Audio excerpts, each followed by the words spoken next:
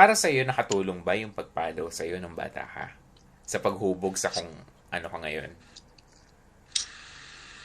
Hindi, Hindi. para akin, sa akin din po, hindi. Hindi. Hindi siya Bakit? Bakit hindi nakatulong? Effective ba? Especially sa panahon ngayon, effective pa rin ba yung physical form of punishment? Like yung pagpalo sa bata ngayon. kapag nagkahamali? Or para ba sa inyo? Especially yung, sino yung psych sa inyo? Sino yung psych major? Yan, sa tingin nyo ba may better alternatives? Di ba may tinatawag na positive and negative reinforcement?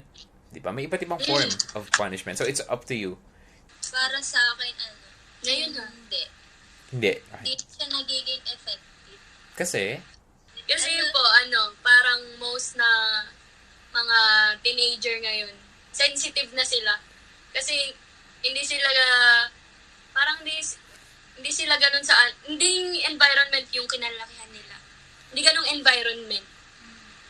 okay. Sa kasi ngayon, parang medyo hindi Soft. naman parang naging maluwag sila yung mga ibang parents na iniisip nila yung pagka yung punishment mo tapos masasaktan yung anak mo. Parang nandun yung guilty na nararamdaman mo. Kasi yung ibang parents na pinapalo kasi yun, mahal daw. Parang naiiyak ka na. Ano ba yan? Yung mahal, kasi pinapalo lang naman kita kasi mahal kita, ganun. Pero hindi nila alam na masakit pa din. Pero, kaya mo na yung past na yun.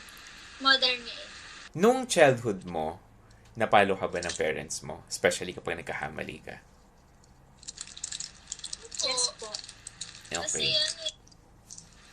ganun sila eh. Oo. Yun kasi yung di ba? Yun kasi yung traditional. Para sa'yo, nakatulong ba yung pagpalo sa'yo nung bata ka? Sa paghubog sa kung ano ka ngayon? Hindi, Hindi. para akin, sa akin din po, hindi. Hindi. Bakit? Bakit hindi nakatulong? Nakapagbigay pa siya ng, parang, ang trauma, ganun. Trauma. Hindi naman siya totally na trauma, pero parang ganun yung dating. So sa tingin nyo, yung judgment ninyo para makapag paano ba to ascertain kung ang isang bagay ay tama o mali, hindi na kailangan yung punishment ng bata ka. I mean, yung physical punishment. Sa tingin mo, kung tinuruan ka lang through words, maiintindihan mo pa rin kung ano yung tama o mali. Yes po. Oo, kasi kung nandun po yung pag-iintindi ng parents sa anak, maiintindihan po ng anak yung tama po ba or mali yung ginagawa.